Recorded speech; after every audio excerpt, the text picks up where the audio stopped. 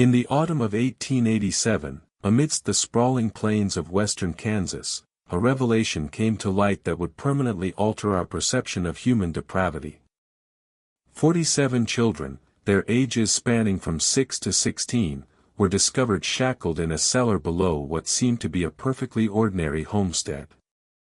The children shared no familial traits, communicated in a babble of different tongues, and when questioned, could only sob a single name through their tears. Mama Crowly. The local sheriff's account, concealed for generations in the Gage County records, depicted scenes so unsettling that 4 of the responding deputies resigned from their posts within a fortnight. What renders this episode truly chilling is not merely the terror of the discovery, but the grim understanding that Hester Crowly had been conducting her wicked enterprise for more than 2 decades without discovery. The children referred to her as Mama, yet the reality behind that name would prove infinitely more malevolent than anyone could have conceived. Before we proceed with the chronicle of the Crowly family and their unspeakable mysteries, I wish to pose a significant question. This platform is not designed for all, only for the most intrepid spirits who dare to confront the most shadowy passages of American history. If you have journeyed this far, you are distinct from the majority. You comprehend that certain truths are too terrifying to overlook, no matter how deeply they unsettle us. Therefore, click that subscribe button and become part of our fellowship of genuine mystery hunters. And inform me in the comments, from which state are you listening? Do you possess the fortitude to hear tales such as this from your own region? The question that tormented investigators then and continues to baffle scholars now is how such an extensive operation could have remained hidden for so long within a tightly knit rural society. The Kansas of 1887 was a territory suspended between 2 epochs. The fading era of frontier expansion still influenced the social fabric, while murmurs of the industrial age drifted in from the east. In this setting, the small agricultural community of Oak Bend, a congregation of perhaps 60 families dispersed across the gentle prairies of Gage County, epitomized the standard American rural settlement of the period. Most inhabitants cultivated wheat or sorghum, conducted trade at Miller's General Store, and assembled for communal events at the single-room schoolhouse that also functioned as a town meeting place. The Crowly property was situated on the fringes of this community, a humble 2-story wooden farmhouse encircled by nearly 300 acres of superior farmland. To any passerby traveling the dirt road that connected Oak Bend to Topeka, the Crowly homestead appeared completely unexceptional. The dwelling itself, constructed in the vernacular style common during the 1860s, showcased white painted board and batten siding and a covered porch, typical of Plains architecture. A gray barn stood 70 yards behind the house, with a chicken coop and a toolshed completing the conventional farmstead arrangement. What distinguished the Crowly property was not apparent from the roadway. Silas Crowly, who had acquired the land in 1865 with funds inherited from his father's railroad investments, had dedicated considerable energy to enlarging the house's cellar. While most Kansas homes of the period featured simple root cellars, the Crowly basement stretched well beyond the outline of the house above. Local tradesmen recalled being hired for various digging projects throughout the 1860s and 1870s, though none had viewed the finished work. Silas compensated generously and in cash, demanding only that the laborers concentrate on their designated sections rather than the overall scheme. Hester Crowly, Silas's wife, had arrived in Oak Bend in 1866 as a bride of 23. Neighbors recollected her as a striking woman with auburn hair and an unusually gentle voice. She dressed plainly but tidily, attended the Presbyterian church services when her health allowed, and upheld a reputation for benevolent deeds. When approached about donating to community endeavors, Hester would invariably clarify that she and Silas were already tending to several parentless children from her family back in Ohio. The arrangement, she elaborated, was provisional, merely until appropriate permanent residences could be located. This justification appeased the community's curiosity regarding the occasional sightings of children around the Crowly property. Mrs. Miller at the general store would occasionally observe a youthful face gazing from the Crowly wagon when Hester visited town for provisions. The children never spoke, but Hester would explain that they were bashful, traumatized by their parents' demise, and required time to acclimate to their new situation. The community, acquainted with the tragedy of orphaned children in an age of elevated mortality rates, accepted these explanations without doubt. Robert Miller, who managed the general store, later remembered that Hester Crowly was among his most dependable patrons. Every fortnight, she would appear with a meticulous list and sufficient currency to buy substantial amounts of essential foodstuffs, flour, cornmeal, salt, beef, sorghum, and other staples. The volume seemed excessive for a couple without children, but when Robert alluded to this, Hester would remind him about the orphan children.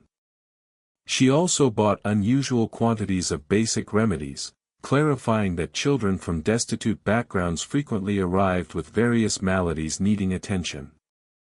The Crowly farm functioned on a timetable that perplexed certain neighbors. While most farming families rose at dawn and labored until sunset, activity on the Crowly property often persisted late into the night. Lights were visible in the farmhouse windows at odd hours, and the noise of hammering or construction work sometimes resonated across the fields after dark. When questioned about these endeavors, Silas would elucidate that he was making enhancements to accommodate the increasing number of children in their custody. Dr. Abraham Vance, the itinerant doctor who served the Oak Bend area, recalled being summoned to the Crowly farm on multiple occasions during the 1870s and early 1880s. On each visit, he was informed that one of the orphan children had taken ill and required medical care. However, Dr. Vance was never allowed to examine the children personally. Instead, Hester would depict the symptoms and request particular medications. When the physician insisted on seeing his patients, Hester would explain that the children were too fearful of strangers, too scarred by their ordeals to permit examination by unfamiliar men. The deceit was so thorough that even the local minister, Reverend Joseph Palmer, had faith in the Crowly family's charitable endeavors. During his sporadic visits to the farm, Reverend Palmer would commend Hester and Silas for their Christian empathy in caring for so many unfortunate children. He proposed to assist in finding permanent homes for the orphans, but Hester would always clarify that she was already in communication with relatives in Ohio who would ultimately take the children. The process, she assured him, simply demanded patience and meticulous planning. What none of the community members understood was that Hester Crowly had been refining her deception for over 20 years. The orphan children were not temporary occupants awaiting placement with caring families. They were captives, bought, abducted, or enticed from their families across numerous states, confined in circumstances that would cause hardened outlaws to weep in horror. The discovery that would unveil the Crowly family's dreadful secrets commenced with a sequence of apparently unconnected events in the early months of 1887. January had been exceptionally severe, with temperatures plunging well below freezing for weeks on end. The bitter cold that seized Kansas that winter would prove to be both a salvation and a curse for the 47 children trapped below the Crowly farmhouse. On January 28, 1887, a traveling salesman named Walter Pope was journeying from Topeka to Dodge City when a fierce blizzard compelled him to seek refuge. The Crowly farm, being the nearest structure visible from the road, appeared to be a natural selection for emergency shelter. Silas Crowly, despite his evident hesitation, could scarcely refuse hospitality to a stranded traveler during such perilous conditions. Pope later characterized the evening as unnervingly strained. Hester Crowly provided a simple supper of soda bread and cured beef, but the conversation was forced and uncomfortable. The Crowleys seemed anxious, continuously exchanging looks and flinching at every noise. When Pope inquired about the children he had been told resided on the farm, Hester explained that they were all asleep and should not be bothered. The children, she stated, had been sick with influenza and required their rest. What unsettled Pope most was the noise. During the night, as he rested on a temporary bed in the Crowley sitting room, he could perceive what sounded like stifled weeping emanating from under the floorboards. When he mentioned this to Silas the following morning, Crowley asserted it was likely just the wind howling through crevices in the foundation. The sound was typical in old dwellings, particularly in cold weather. Pope accepted this explanation, yet something about the Crowleys' demeanor continued to disturb him. The second incident transpired 3 weeks later on February 19. Eleanor O'Malley, a young Irish immigrant traveling with her kin to find employment in the stockyards around Topeka, became divided from their party during a stream crossing. Weary and terrified, she found her way to the Crowley farm. As night descended, Hester Crowly welcomed her, providing food and lodging for the evening. Eleanor O'Malley was never seen alive again. When her family reported her absence to the sheriff in Topeka, they depicted their last known position and the direction Eleanor had been traveling. A search party was organized, but the immense stretches of Kansas wilderness rendered locating a single missing individual virtually impossible. The search was abandoned after a week, and Eleanor O'Malley was assumed to have perished from exposure or been slain by wild creatures. The final incident that would precipitate the discovery occurred on March 5, 1887. A local farmer named John Peterson was hunting prairie dogs in the brush that bordered the Crowley property when he heard something that halted him abruptly. From somewhere near the Crowley farmhouse came the sound of children wailing. Not the usual shouts of children at play, but raw, frantic screams of absolute horror. Peterson crept nearer to investigate, concealing himself behind a cluster of cottonwood trees approximately 60 yards from the Crowley house. For almost an hour, he observed and listened. The shrieking continued sporadically, always seeming to originate from below the house rather than from inside it. At one point, he witnessed Silas Crowley emerge from what looked like a storm cellar door on the side of the house. Crowley glanced around apprehensively, then vanished back underground. When Peterson reported what he had seen to his neighbors, views were split. Some proposed that the orphaned children might be more disturbed than the Crowleys had suggested, perhaps needing discipline or medical attention that could be distressing. Others, however, started to recall peculiar details that hadn't seemed significant previously. The excessive amounts of food Hester Crowley bought, the strange noises neighbors sometimes heard at night, the fact that none of the alleged orphans had ever been witnessed in town or at community events. Sheriff Elijah Dawson, a seasoned lawman who had served Gage County for over 18 years, initially dismissed the worries as local chatter.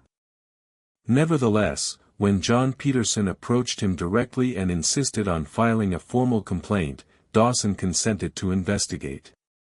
The law obligated him to pursue reports of potential child maltreatment irrespective of his personal view of the accusers. On the morning of March 11, 1887, Sheriff Dawson rode out to the Crowley farm accompanied by his deputy, Jacob Holt. They arrived just after daybreak, anticipating conducting a routine inspection that would dispel the community rumors. Hester Crowley greeted them at the door, her demeanor serene and hospitable. She invited the lawmen inside for coffee and voiced concern about the gossip circulating in the community. The discussion started ordinarily enough. Hester elaborated again about the orphaned children. She displayed letters she professed to have received from relatives in Ohio and proposed to arrange for the children to meet with Sheriff Dawson once they recuperated from their recent sickness. Everything seemed entirely rational until Deputy Holt requested to use the outhouse. As Holt walked around the side of the house, he noticed something that made his blood turn to ice. The storm cellar door that John Peterson had seen Silas Crowley using was fastened with 3 separate padlocks. Heavy chains were coiled around the door handles, and the timber around the locks displayed indications of frantic scratching, as if someone had attempted to claw their way out from the interior. When Holt returned to the house and quietly notified Sheriff Dawson about what he had witnessed, both men understood they were confronting something far more severe than community gossip. Dawson courteously asked Hester to show them the cellar, clarifying that a comprehensive inspection would help silence the rumors. The transformation in Hester Crowly's disposition was instantaneous and blood-curdling. Her face turned ashen. Her hands started to quiver, and she began stammering about how the cellar was hazardous, how the children were forbidden from going down there, how there was nothing to see but antiquated farm equipment and storage. That was when they heard it. From somewhere beneath their feet came the sound of children weeping, followed by a faint voice pleading for help. The noise was muffled but unmistakable, and it was emanating from directly below the kitchen where they stood. The immediate aftermath of that initial discovery would haunt Sheriff Dawson for the remainder of his days. When he and Deputy Holt forced open the cellar door, the odor that ascended from the darkness below was overpowering, a combination of human waste, unwashed bodies, and something else that Dawson later characterized as the stench of despair itself. The basement that Silas Crowly had spent over 2 decades building was a masterpiece of calculated brutality. The main chamber stretched far beyond the footprint of the house above, reaching into the earth like a subterranean labyrinth. Stone walls, carefully mortared and engineered to dampen sound, formed a sequence of interconnected rooms. The largest chamber directly beneath the kitchen housed the majority of the children. They were chained to iron rings implanted in the stone walls. Each child was secured by shackles around their ankles. The chains were sufficiently long to permit movement within a confined area but prevented any chance of escape. The children varied in age from roughly 6 to 16 years old. They were emaciated, their garments reduced to tatters, their bodies bearing the marks of prolonged neglect and abuse. Many exhibited signs of illness, fever, respiratory issues, and skin ailments resulting from existing in the damp, unventilated underground space. What impacted both officers most powerfully was the silence. After the initial pleas for help, the children uttered nothing. They simply stared at the newcomers with eyes that held no hope, no anticipation of rescue. Deputy Holt, a father of 3, had to exit the basement twice to vomit. Sheriff Dawson, despite his years of law enforcement background, found himself incapable of processing the full extent of what he was witnessing. The methodical character of the imprisonment, the evidence of long-term scheming, the sheer number of victims, it was beyond anything in his experience or imagination. In the smaller chambers, Dawson and Holt discovered evidence of the Crowly system of control. One room contained stocks and restraining apparatus for punishment. Another held what seemed to be a primitive medical zone where the children were treated for injuries and illnesses, not out of compassion, but to maintain them alive and functional. A third room contained meticulous records that would prove vital to the investigation. Names, ages, dates of arrival, and notes regarding each child's condition and conduct. The records disclosed the scope of the Crowly operation. Children had been arriving at the farm consistently since 1867, shortly after Hester Crowly came to Oak Bend. The sources differed. Some were orphans purchased from overwhelmed poorhouses. Others were runaways enticed by promises of food and shelter, and still others appeared to have been simply kidnapped from their families. The records demonstrated that over the years, more than 90 children had passed through the Crowly basement. The obvious question, what had occurred to the others, was answered in the most horrifying manner conceivable. In a separate chamber, accessed through a narrow passage that required crawling, Dawson and Holt found the remains of at least 36 children. Some seemed to have died from sickness or malnutrition. Others displayed indications of violence. All had been interred in shallow graves beneath the basement floor, their bodies covered with lime to manage odor and decomposition. The investigation that followed the initial discovery would persist for months as authorities grappled with comprehending how such an enormous criminal enterprise had functioned undetected for over 2 decades. The solution resided in Hester Crowly's genius for deception and her comprehension of human psychology. She had crafted a persona that was almost perfectly designed to evade suspicion in a rural 1880s community. The character of the charitable woman caring for orphan children appealed to the community's Christian principles while explaining away any unusual facets of the Crowly household. The story of traumatized children who were too frightened to interact with strangers supplied a ready justification for why the supposed orphans were never seen in public.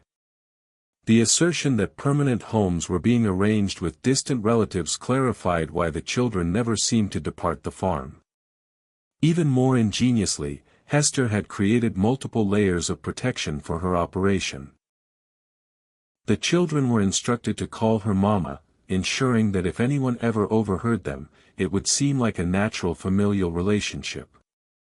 The few instances children had been glimpsed by outsiders, they had been meticulously coached to remain silent and appear timid rather than terrified.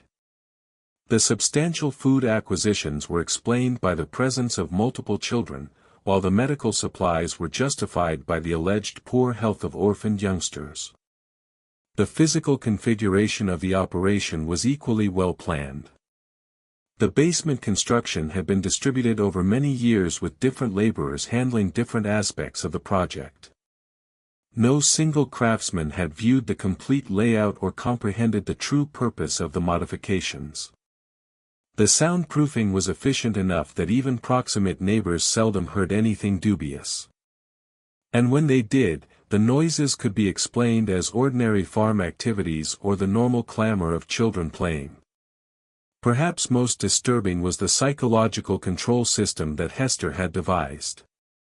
The children were informed that they had been abandoned by their families, that no one was searching for them, and that the outside world was perilous and hostile. Those who behaved correctly were given marginally better food and living conditions. Those who caused difficulty were subjected to punishments that served as warnings to the others. Over time, most of the children accepted their captivity as simply the way their lives were destined to be.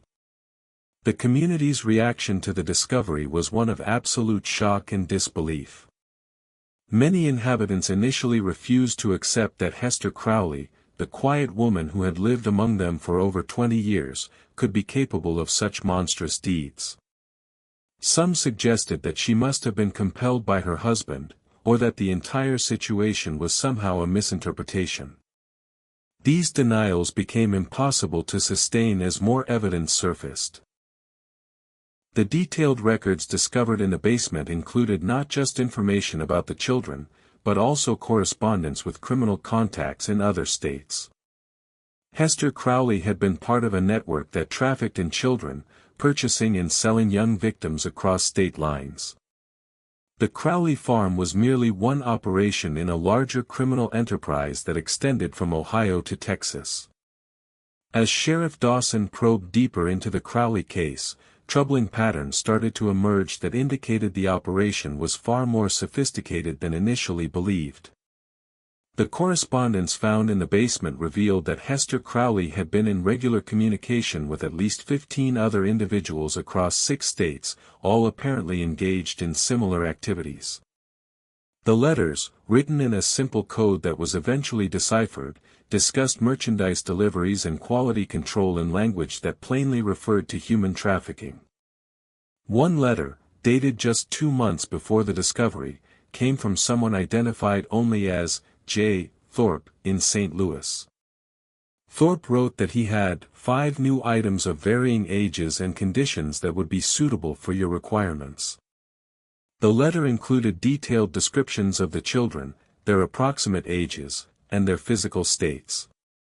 Most disturbingly, it included notes about their temperaments, which children were compliant, and which might need additional training. The financial records depicted an even more horrifying picture. Hester Crowly had been dispersing between $60 and $250 per child, contingent on age and condition. She had also been receiving payments from other locations, suggesting that the Crowly farm functioned as both a destination and a distribution point for trafficked children. The total sum of money involved was staggering for the period. Over $10,000 in transactions over 2 decades, equivalent to several $100,000 in modern currency. Dr. Abraham Vance, the traveling physician who had been summoned to the Crowly farm on several occasions, became a key witness as the investigation expanded. Under interrogation, he disclosed that Hester Crowly had always been unusually specific about the medications she requested. She possessed detailed knowledge of treating malnutrition, respiratory infections, and other conditions common in severely neglected children. She had also inquired about sedatives and other drugs that could be utilized to control difficult prisoners. The doctor's testimony led to another chilling realization. Hester Crowly had been systematically studying how to maintain large numbers of children alive under circumstances of extreme deprivation. The medical supplies she purchased, the questions she posed, even the layout of the basement, everything was engineered to maximize the survival rate of her prisoners while minimizing the resources needed to sustain them. Local merchant Robert Miller provided additional fragments of the puzzle. A review of his sales records demonstrated that Hester Crowly had been purchasing escalating quantities of basic supplies over the years. What appeared to be the growing necessities of a charitable household was actually evidence of an expanding criminal operation. Miller also recalled specific requests for items that seemed odd at the time: extra quilts, large amounts of children's clothing, and bulk acquisitions of simple medicines. The investigation also revealed the function of Silas Crowly in the operation. While Hester appeared to be the mastermind, Silas was accountable for the physical maintenance of the prison and the handling of the children. Several of the surviving victims, when they were finally able to speak, described him as the enforcer who executed punishments and maintained discipline. His construction work on the basement hadn't been merely expansion, it had been constant refinement of a system designed to hold human beings in captivity. The most disturbing revelation came from analyzing the records of children who had vanished from the Crowly farm over the years. The ledgers indicated that some children had been transferred to other locations, suggesting a network of buyers and sellers across multiple states. Others had been marked as unsuitable or problematic, entries that corresponded with the remains discovered in the basement burial chamber. The scope of the investigation expanded as authorities in other states began examining their own unsolved disappearances. Missing children reports from Ohio, Illinois, Missouri, and Arkansas displayed troubling similarities. Many of the missing children matched the profile of those found at the Crowly farm: poor, orphaned, or from families that were unlikely to possess resources to search for them extensively. Federal marshals were summoned to coordinate the multi-state investigation. This was unprecedented for the period, as most law enforcement was strictly local. The Crowly case represented one of the first major criminal investigations to cross state lines and involve federal authorities. The legal implications were complicated by the fact that many of the crimes had occurred in different jurisdictions under different laws. As weeks passed, more survivors started to tell their stories. The accounts were remarkably consistent, depicting years of imprisonment, systematic abuse, and psychological manipulation. The children described how new arrivals were broken in, subjected to isolation, punishment, and indoctrination until they accepted their destiny. They spoke of a complex hierarchy among the prisoners, with older children given minor privileges in exchange for assisting in controlling younger ones. The survivors also revealed the extent of Hester Crowly's psychological manipulation. She had convinced many of the children that they were worthless, that their families had sold them or abandoned them, and that they merited their treatment.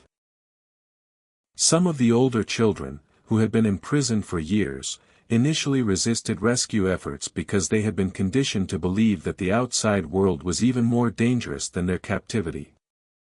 The investigation uncovered evidence of Crowly's methods for acquiring victims. She had developed relationships with corrupt officials at poorhouses and orphanages who would supply children in exchange for payments.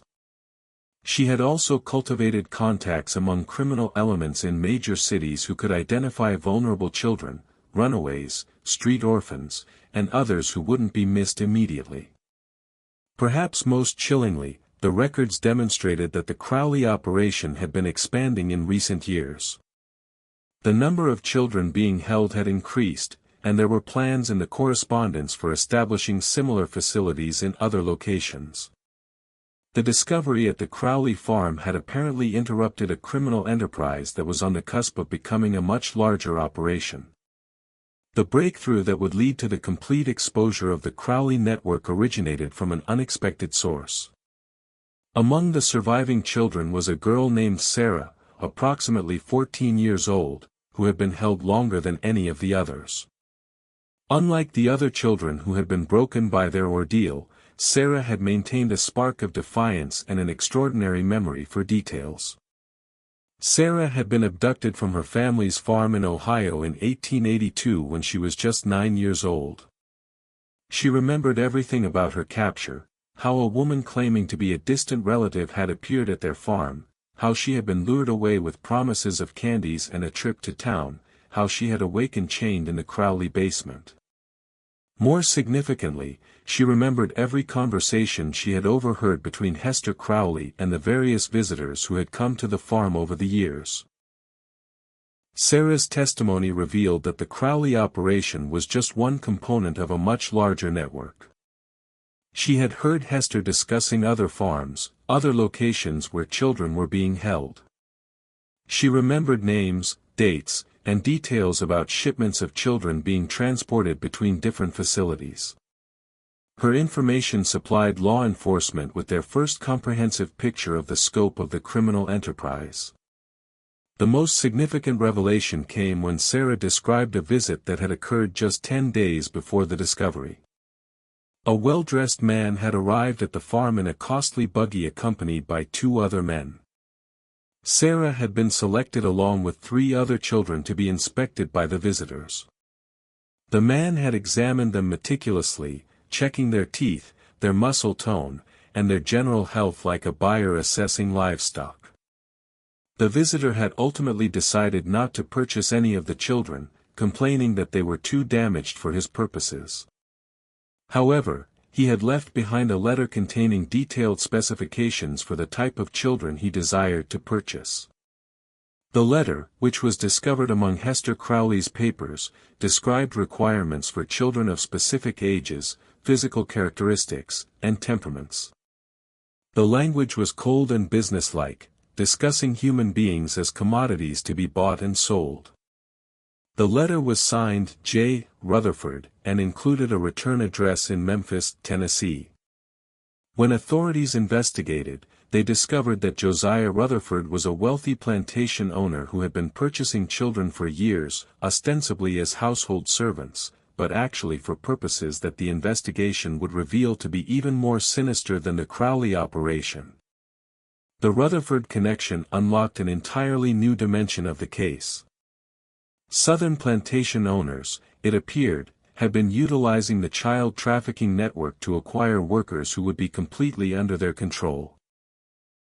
Unlike enslaved individuals who had some legal protections and whose disappearance might be noted, trafficked children could be worked to death with no legal repercussions. They had no families to search for them, no legal status to safeguard them, and no hope of escape. The investigation of the Rutherford connection revealed that several other prominent Southern families had been involved in similar purchases. The children were being employed not just as laborers, but as subjects for medical experiments, as targets for violent entertainment, and for purposes that the investigators found too disturbing to document fully in their official reports. As the scope of the criminal network became evident, the investigation faced mounting resistance from powerful interests. Several of the families involved in purchasing children possessed significant political connections and substantial resources to protect themselves. Threats began to be made against investigators, witnesses, and even the surviving children. Sheriff Dawson received anonymous letters cautioning him to abandon the investigation. Deputy Holt was assaulted by unknown assailants while walking home from work. Dr. Vance found his medical practice suddenly boycotted by several prominent patients. The pressure was clearly designed to intimidate law enforcement and prevent the full extent of the network from being exposed. The situation became even more perilous when one of the surviving children, a boy named Samuel, who had been providing crucial testimony, disappeared from the temporary shelter where he was being housed. A search was conducted, but Samuel was never located. The message was clear: those who cooperated with the investigation would face severe consequences. Despite the intimidation, the investigation continued. Federal marshals provided additional security for key witnesses and investigators. The surviving children were relocated to more secure locations, and armed guards were stationed at the Crowly farm to protect the physical evidence. The case had become a test of whether the American legal system could function when confronted with crimes involving wealthy and powerful perpetrators. The pressure reached its zenith when Hester Crowly herself was found deceased in her jail cell. The official cause of death was recorded as suicide, but the circumstances were dubious. Crowly had been scheduled to testify about the full extent of the criminal network, including the names of all her contacts and customers. Her death eliminated the investigation's most important witness and source of information about the broader conspiracy. The mysterious death of Hester Crowly sent shockwaves through the investigation team. If powerful interests were willing to eliminate key witnesses, no one involved in the case was safe. The investigation had uncovered a criminal enterprise so vast and so well connected that it posed a threat to some of the most prominent families in American society. Just when it seemed that the investigation might be derailed by intimidation and violence, an unexpected development altered everything. A former employee of Josiah Rutherford, motivated by remorse over what he had witnessed, came forward with evidence that would blow the case wide open. The employee, a man named Elijah Jenkins, had worked as a foreman on the Rutherford plantation and possessed detailed knowledge of the children who had been purchased from the Crowly network. Jenkins brought with him documents that proved the connection between the Crowly operation and the Southern buyers. More importantly, he had witnessed the fate of many of the children who had been sold to plantation owners. His testimony would supply the final pieces of the puzzle and expose the full horror of what had been happening to America's most vulnerable children. Elijah Jenkins's testimony before the federal grand jury in Topeka would go down as one of the most disturbing accounts in American legal history. Jenkins, a man in his 50s with calloused hands and tormented eyes, had worked for Josiah Rutherford for over 15 years. What he had seen on the Rutherford plantation and what he disclosed about the fate of the Crowly children shocked even the seasoned investigators who had thought they comprehended the scope of the criminal enterprise. Jenkins described how the Rutherford plantation operated two separate systems. The main plantation used enslaved labor for cotton production, functioning under the typical, though brutal, economic model of Southern agriculture. However, Rutherford had also established what Jenkins termed the special quarters, a separate facility where the trafficked children were held for purposes that had nothing to do with agricultural production. The children purchased from the Crowly network were utilized as subjects for medical experiments that Rutherford conducted with several associates, including 2 physicians from the Memphis Medical Institute.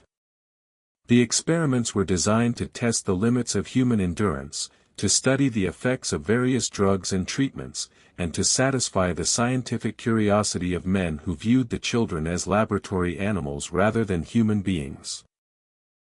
Jenkins's most damning testimony concerned the detailed records that Rutherford maintained of these experiments. The plantation owner had documented everything: the children's reactions to different treatments, their survival rates under various conditions, and the progression of diseases that were deliberately introduced to study their effects. The records demonstrated that Rutherford and his associates had been conducting systematic torture disguised as medical research. The testimony revealed that at least 35 children from the Crowly network had been sold to Rutherford over the years. Of these, only 3 had survived long enough to be transferred to other buyers. The remainder had died as a consequence of the experiments, malnutrition, or the brutal working conditions in the special quarters. Their bodies had been buried in unmarked graves in a remote section of the plantation. Jenkins also provided information about the broader network of buyers. He had been present at meetings where Rutherford discussed purchases with other plantation owners, wealthy businessmen, and even some politicians. The conversations he overheard revealed that the trafficking network extended far beyond what investigators had imagined. Children were being bought and sold across the entire nation, with different buyers having different requirements and purposes. The most shocking revelation came when Jenkins described a gathering he had witnessed in the winter of 1886. Rutherford had hosted what he termed a showing for potential buyers from across the South. The event was designed to showcase the quality of the children available through the network and to demonstrate the various uses to which they could be put. Jenkins's depiction of this gathering was so disturbing that several members of the grand jury had to depart the room. The showing had included displays of the children's capacity to perform various types of work, their responses to different forms of punishment and control, and their suitability for different types of exploitation. The buyers had been encouraged to examine the children closely, to test their reactions, and to place orders for specific types of victims. The entire event had been conducted with the casual, business-like atmosphere of a livestock auction. Jenkins's testimony also revealed the financial scope of the network. The prices paid for children varied dramatically based on their age, physical condition, and intended use. Younger children who could be more easily controlled and conditioned commanded higher prices. Children with specific physical characteristics or abilities were sold at premium rates. The total amount of money involved in the network was estimated to be in the hundreds of thousands of dollars, a fortune for the period. The investigation team utilized Jenkins's information to coordinate raids on multiple locations across the South. Federal marshals, collaborating with local law enforcement, simultaneously struck at plantations, warehouses, and other facilities where trafficked children were being held. The raids were conducted in secrecy to prevent the destruction of evidence and the escape of key perpetrators. The results of the coordinated raids were staggering. Over 120 additional children were rescued from various locations. Physical evidence was seized that documented the full extent of the trafficking network, including financial records, correspondence, and detailed logs of purchases and sales. Several prominent individuals were arrested, including Josiah Rutherford, 2 physicians from the Memphis Medical Institute, and a state senator from Alabama who had been one of the network's best customers. The evidence seized during the raids painted a picture of systematic evil that shocked the nation. The trafficking network had been operating for over 35 years, had involved dozens of major buyers and sellers, and had victimized hundreds of children. The level of organization and sophistication was unprecedented for any criminal enterprise of the period. The medical experiments conducted by Rutherford and his associates were documented in horrifying detail. The records demonstrated that the experimenters had deliberately infected children with diseases to study their progression, had tested various poisons and toxins, and had conducted surgical procedures without anesthesia or proper medical training. The children had been treated as disposable research subjects, their lives valued only for the scientific knowledge that could be extracted from their suffering. The investigation also revealed the corruption that had made the network possible. Officials at orphanages, poorhouses, and local governments had been bribed to supply children or to ignore their disappearances. Judges had been paid to declare children abandoned or to approve adoptions that were actually sales. Even some law enforcement officials had been involved in covering up evidence and intimidating witnesses. The legal proceedings that followed would drag on for years as prosecutors struggled to bring justice to victims of crimes that had occurred across multiple states and jurisdictions. The complexity of the case, combined with the wealth and political connections of many of the defendants, made prosecution extremely difficult. Several key defendants escaped conviction on technical grounds or through the influence of powerful allies. However, the public exposure of the trafficking network had profound effects that extended far beyond the legal proceedings. The Crowly case became a catalyst for the first federal legislation addressing child trafficking and abuse. It led to reforms in the oversight of orphanages and poorhouses and to the establishment of new legal protections for vulnerable children. The final resolution of the Crowly case would take nearly 6 years to complete, but its impact on American society was immediate and profound. The public reaction to the revelations was one of horrified fascination mixed with a determination to prevent such atrocities from recurring. Newspapers across the country covered the story in unprecedented detail, with many publications dedicating entire issues to the investigation's findings. The surviving children faced a long and difficult path to recovery. Most had been held for years and had no memory of life before their captivity. The 47 children rescued from the Crowly basement required extensive medical treatment, psychological care, and patient work to assist them in readjusting to normal human interaction. Many never fully recovered from their ordeal, carrying physical and emotional scars for the remainder of their lives. Sarah, the 14-year-old girl whose testimony had been crucial to exposing the broader network, became something of a celebrity as news of her courage spread. However, the attention proved overwhelming for someone who had endured such trauma. She was eventually placed with a Methodist family in Ohio who provided the quiet, supportive environment she needed to heal. Sarah lived to be 75 years old, eventually marrying and raising a family of her own. But she never spoke publicly about her experiences again after the trial testimony. The legal proceedings revealed the full extent of the corruption that had enabled the trafficking network. Silas Crowly, who had been captured during the initial raid, was convicted on multiple charges of kidnapping, imprisonment, and murder. He was executed by hanging in Topeka on December 10, 1889, before a crowd of over 2,500 people. His last words, according to witnesses, were a confession that he had walked with the devil and a plea for forgiveness from the children he had assisted in torturing. Josiah Rutherford's trial became a sensation that exposed the dark underbelly of Southern plantation society. The medical records seized from his plantation provided evidence of systematic torture and murder that shocked even hardened observers. Rutherford was convicted of multiple murders and sentenced to death, but his execution was delayed for years by appeals and political maneuvering. He eventually died in prison in 1895, reportedly of a stroke, though some suspected he had been poisoned by associates who feared he might disclose additional secrets.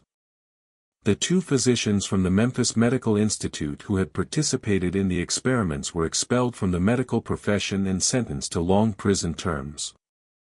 Their cases led to new regulations governing medical research and the treatment of human subjects.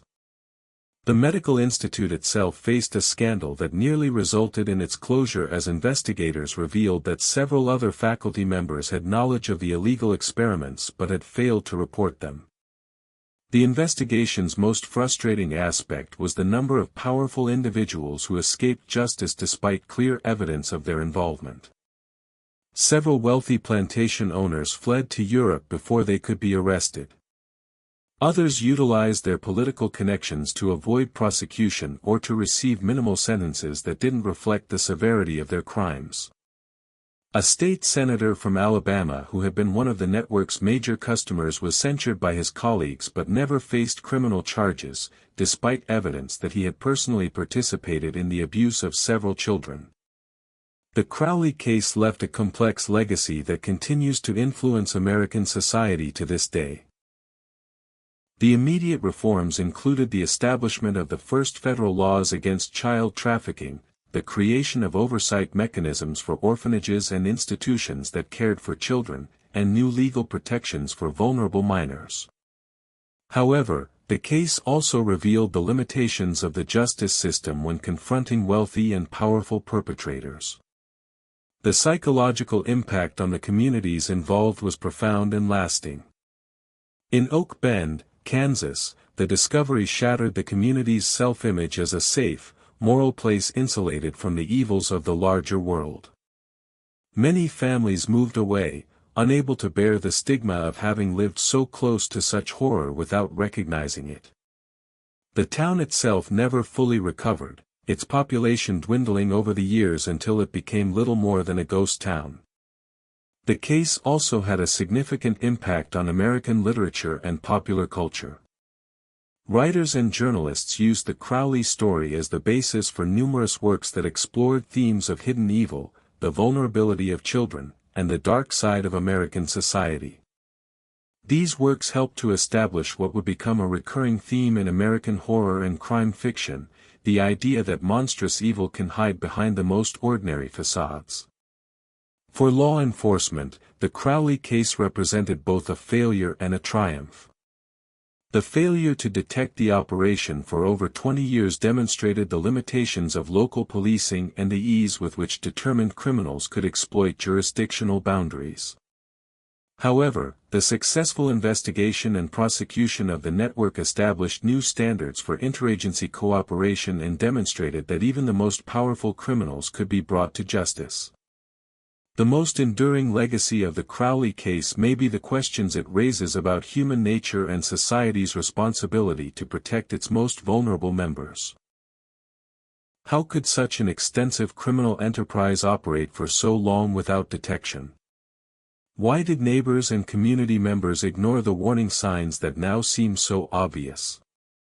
What responsibility do we have to question the stories we're told and to look beyond the surface of our communities?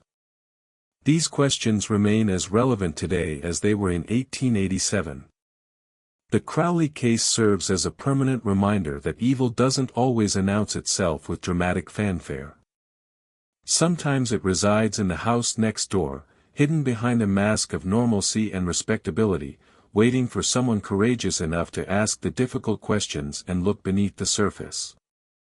The story of Hester Crowly and her 47 children is more than just a historical curiosity or a true crime narrative. It's a cautionary tale about the dangers of complacency, the importance of questioning authority, and the need for constant vigilance in protecting society's most vulnerable members. The children who suffered in the Crowly basement are gone now, but their story continues to speak to us across the generations, reminding us that the line between civilization and barbarism is thinner than we'd like to believe, and that the price of safety is eternal vigilance.